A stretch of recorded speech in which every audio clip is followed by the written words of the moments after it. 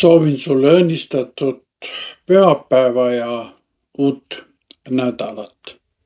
Mõelgem jüngrite olukorrale pärast Jeesuse ülestõusmist. Esimene elevus ja erutus on möödunud. Nad on ülestõusnud issandat juba kohanud, kuid nüüd seisab ees praktiline küsimus. Mis saab edasi? Kuidas pärast sellist kogemust edasi liikuda? Kuid kuulakem kõigepealt, mida Johannes oma evangeeliumis selle olukorra kohta ütleb. See on Johannes evangeeliumi 21. peatükk, esimesed 23 salmi. Pärast seda ilmus Jeesus jüngritele veel Tiberiase järve ääres, aga ta ilmus nõnda. Siimon Peetrus ja Toomas, keda nimetatakse kaksikuks, ja Naatanael, kes olid Galilea Kaanast ja Sebeduse pojad ja veel 2 tema jüngritest, olid seal koos. Siimon Peetrus ütles neile, ma lähen kalale. Nad ütlesid talle, me oleme sinuga kaasa tulemas.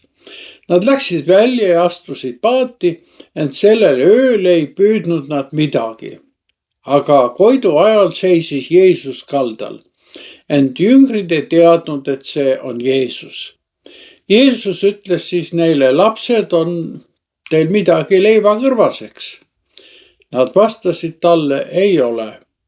Aga tema ütles neile, heitke nüüd paremale poole paati, siis te leiate. Nad heitsidki ja ei jaksunud seda enam tõmmata kalade hulga tõttu. Nüüd ütles jünger, keda Jeesus armastas Peetrusele, see on issand. Siimon Peetrus kuulnud, et see on issand, võttis kuue ümber, sest ta oli alasti ja hüppas järve. Aga teised jüngrid tulid paadiga, nad ei olnud ju kaldast kaugemal kui umbes 200 küünart ja vedasid noota kaladega. Kui nad nüüd tulid mäele, nägid nad valmis lõket ja selle peal kala ning leiba. Jeesus ütles neile, tooge neid kalu, mida te praegu püüdsite. Siimon Peetrus läks üles ja tõmbas mäele nooda täis suuri kalu, arvult 153 ja noot ei rebenenud, kuigi neid oli nii palju. Jeesus ütles neile, tulge sööma. Ükski jüngritest ei julgenud temalt küsida, kes sa oled, sest nad teadsid, et on issand. Jeesus tuli ja võttis leiva ja andis neile ja samuti kala. See oli Jeesusel juba 3. kord jüngritele ilmuda pärast surnust ülestõusmist. Kui nad nüüd olid einet võtnud, ütles Jeesus Siimon Peetrusele, Siimon, Johannese poeg, kas sa armastad mind rohkem kui need? Peetrus ütles talle, jah, issand, sina tead, et sa oled mulle armas. Jeesus ütles talle, sööda mu tallesid. Tema ütles talle veel teist korda, Siimon, Johannese poeg, kas sa armastad mind? Ta vastas talle, jah, issand, sina tead, et sa oled mulle armas. Jeesus ütles talle, hoia mu lambaid kui karjane. Tema ütles talle 3. korda, Siimon, Johannese poeg, kas ma olen sulle armas? Peetrus jäi kurvaks, et Jeesus küsis temalt 3. korda, kas ma olen sulle armas? Ja ta ütles temale, issand, sina tead kõik, sina tead, et sa oled mulle armas. Jeesus ütles talle, sööda mu lambaid. Tõesti, ma ütlen sulle, kui sa olid noor, vöötasid sa end ise ning läksid, kuhu sa tahtsid. Aga kui sa vanaks saad, siis sa sirutad oma käed välja ja keegi teine vöötab sind ning viib sind, kuhu sa ei taha. Aga seda ta ütles vihjates, missuguse surmaga Peetrus pidi Jumala taustama. Aga kui Jeesus seda oli öelnud, ütles ta talle, järgne mulle.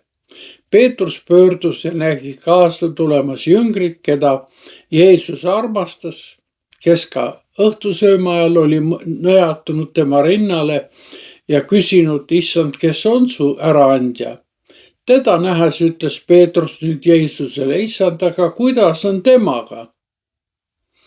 Jeesus ütles talle, kui ma tahan, et ta jääb minu tulekuni, mis see sinusse puutub, sina järgne mulle.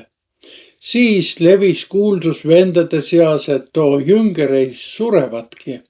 Aga Jeesus ei olnud öelnud talle, et ta ei sure, vaid ma tahan, et ta jääb minu tulekuni, mis see sinusse puutub. See on Jumala sõna ja püha evangeelium. Kuuldu annab meile väga realistliku pildi. Jüngrid on pöördunud oma vana ameti ja argielu juurde tagasi. Siimon Peetrus, kes on oma iseloomult teoinimene, ütleb lihtsalt, ma lähen kalale. Teised tunnevad samasugust igatsust millegi harjumuspärase järele ja lähevad kaasa. Kuid kogu nende öine vaev osutub seekord asjatuks ja võrgud jäävad tühjaks. See öö on pilt jüngrite hingeseisundist. Hoolimata imelistest kohtumistest issandaga on nad ikka veel vaimselt ebakindlad. Kas pole see sageli pilt ka meie endi elust? Me pingutame ja rassime, kuid ilma issandata võivad isegi suurimad pingutused olla viljatud. Kuid Koidu ajal ootab neid kaldal Jeesus. Koidu valguses ootab õpetaja nagu uue alguse majakas. Kuigi jüngrid ei tunne teda alguses ära, annab ta neile ootamatu soovituse. Heitke nood paremale poole paati, siis te leiate. Heebrea sümboolikas tähistab parem pool elu, samas kui vasak pool viitab surmale.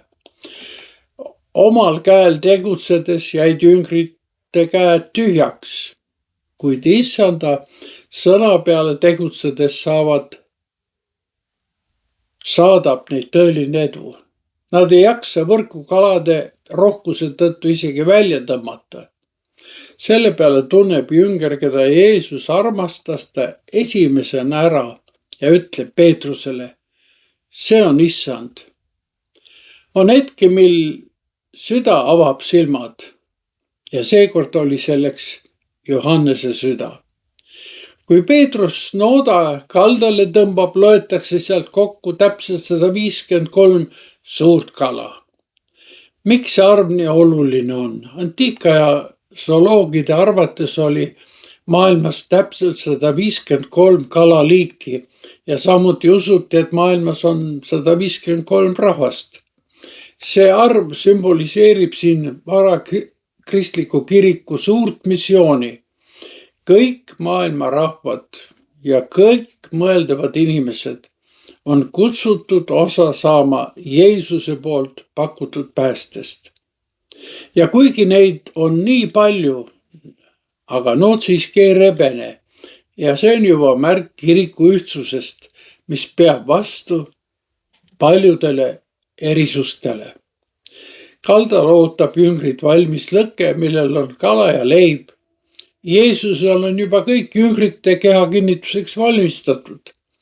Aga samas ütleb ta ikkagi, tooge neid kalu, mida te praegu püüdsite. Tähendab, et kuigi Jumalal on kõik olemas, ootab ta siiski sellest maailmas ka meie isiklikku panust ja koostööd. Pärast ühist einet leiab aset üks Uue Testamendi kõige isiklikumaid vestlusi. Jeesus pöördub Peetruse poole, kes oli teda suurel reedel 3 korda salanud, aga ta ei heida Peetrusel toimunud ette, vaid küsib temalt hoopis 3 korda, Siimon, Johannese poeg, kas sa armastad mind? Nii asendub 3-kordne salgamine 3-kordse armastuse kinnitusega. Ja tagajärjeks on usaldus taastatakse. Kreekakeelne algtekst toob siin esile imelise detaili. Alguses küsib Jeesus Peetruselt tingimusteta isetu agaape armastuse osas. Kuid Peetrus, olles nüüd teadlik oma nõrkusest, vastab tagasihoidlikumalt fiilia ehk sõpradevahelise armastusega. 3. korral laskub Jeesus Peetruse tasemele, küsides temalt fiilia ehk sõpradevahelise armastuse kohta. Jeesus ei armasta inimest mitte tema vigade või pattude tõttu, vaid näeb tema avatud südant ja igatsust. See on uus algus. Jeesus usaldab Peetrusele väga olulise ülesande: sööda mu lambaid. Samas tuletab ta Peetrusele meelde, et järgnev teekond nõuab lõpuks täielikku pühendumist, vihjates Peetruse eesootavale märtrisurmale. Sõbrad, lõpuks ütleb Jeesus kõige olulisemad sõnad, mis kehtivad täna meile kõigile. Järgne mulle.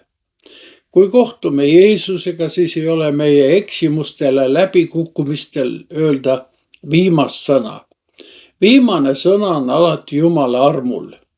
Ja nii pakub Jeesus meile uut algust isegi siis, kui meie varasemad pingutused on läbi kukkunud ja argielu võrgud tühjad.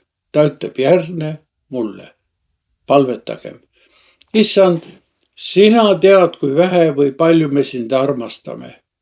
Sa näed meie argielu tegemisi. Anna meile andeks meie tahtmatus, meie nõtrus. Ja anna meile tarkust ja jõudu eluvõrgud paremale poole, usu, lootuse ja armastuse poole heita. Aita meid teenida sinu lambukesi. Isa, Poja ja Püha Vaimu nimel. Aamen.